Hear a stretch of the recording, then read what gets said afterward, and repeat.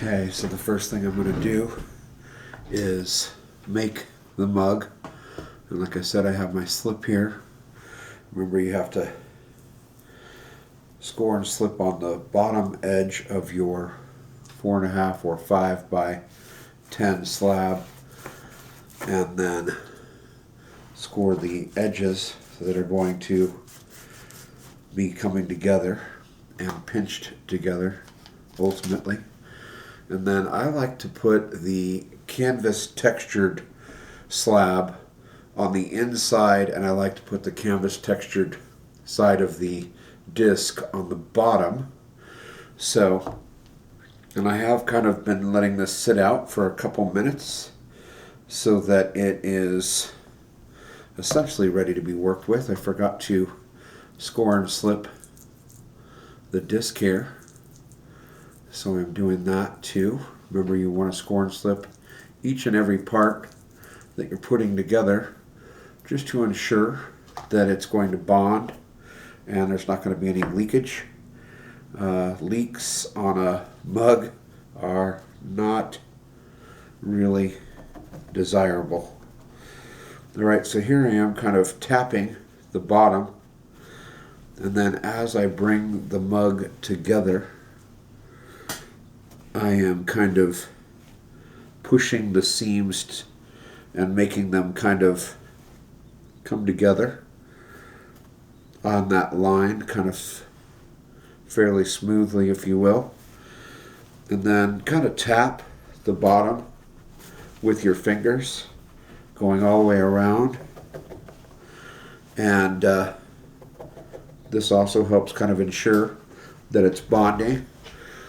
Then I'm going to take my wood modeling tool, kind of have it on the inside of the cup, and then here I am doing what I call zipping the seam together with my finger, my thumb and my index finger, and I kind of just, as you can see, pinched it gently, not very hard, but pinched it enough that it really bonds that seam together. And here I am kind of tapping the bottom again to make sure that it's really bonded. And then you will notice that when I did that, it kind of made it a little rough along that seam there. So you can use lots of different tools, including your finger. I'm going to use my fettling knife, and I'm just going to kind of, it's almost like you're spreading butter on a toast. You kind of just want to rub that seam smooth. And I do have my wood modeling tool on the inside of the slab and the inside of the mug, so I kind of counter pressure what I'm doing here. And you'll notice that it does make the wall a little bit taller where you're smearing. And there was a couple areas that the knife just wasn't doing what I wanted it to do. So I use my fingers to kind of fix that, smooth that up. And then if I was to show you the inside of this, the inside of the mug is kind of not smooth and the seam needs to be addressed.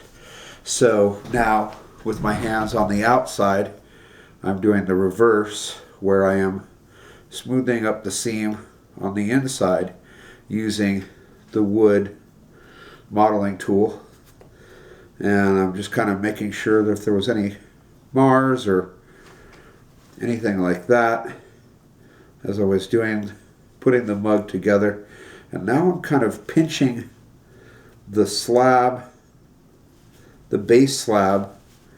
I'm just kind of grabbing a little bit of clay along the edge, and I am smearing it up, and I'm using the back side of the wood modeling tool, which is kind of curved, and I'm just kind of pinching and lifting a little bit of clay from the slab at the bottom up into the slab on the sidewall, which is just another insurance to make sure that that seam that was between the disc, if you will, the original disc, and then the original wall are being kind of smeared together.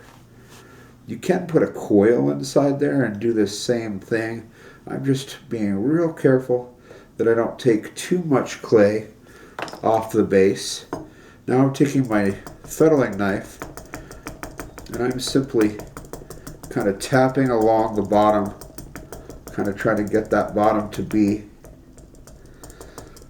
I don't know, the same level and flat. And I am working on a canvas covered board here so that my sculpture doesn't stick to the canvas or to the table.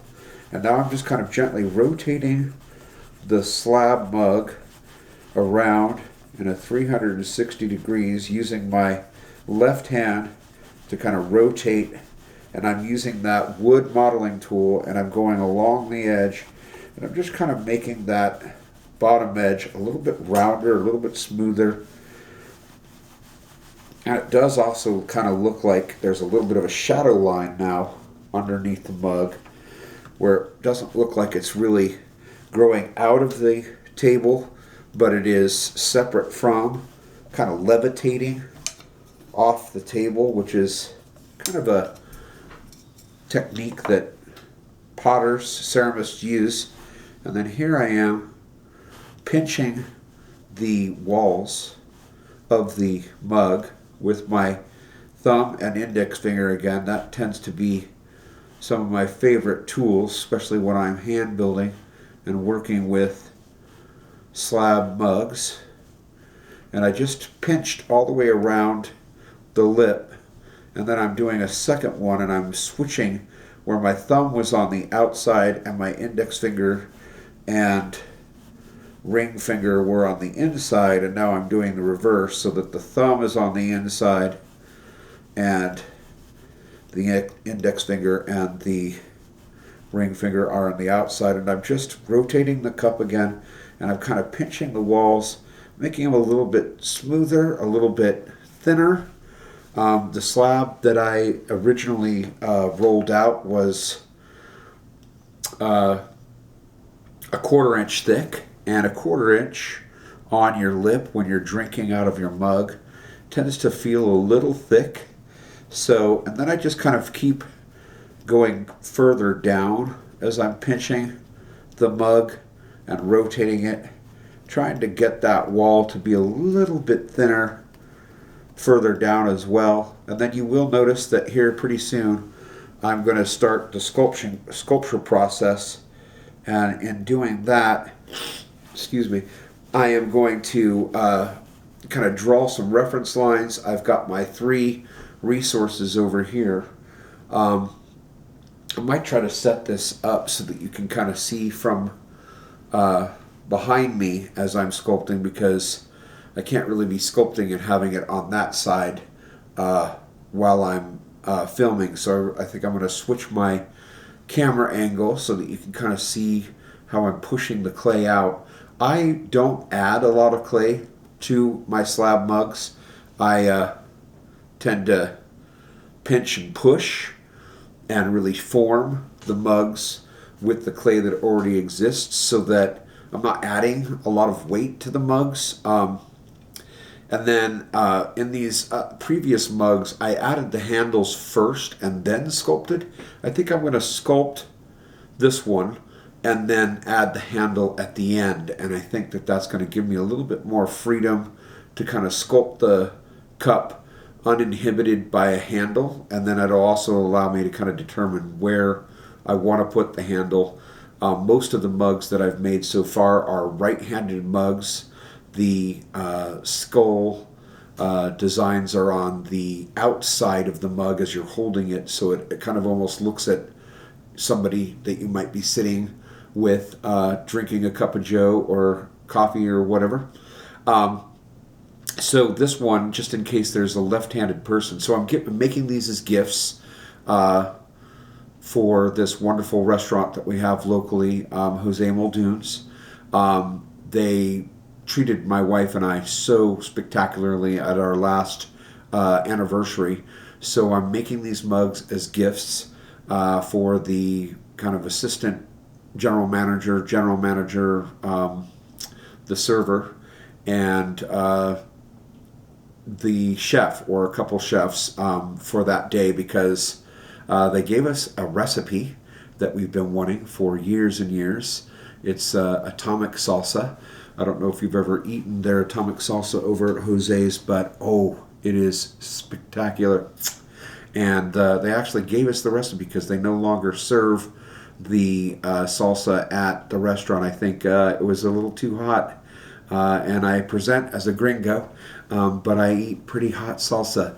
And actually, if you know anything about my family, my mother speaks fluent Spanish, and I was raised in a kind of a mixed family of Hispanic, Irish, German, Russian. We're pretty much American mutts, if you will.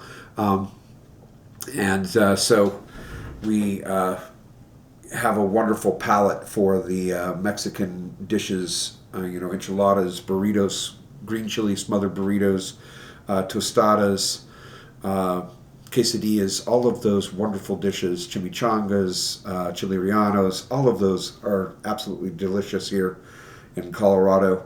And I've been born and raised eating those dishes. So this Calaveras and the Dia de los Muertos mugs are for that restaurant. And I kind of chose this theme because it's respectful of their culture and reminiscent of their culture.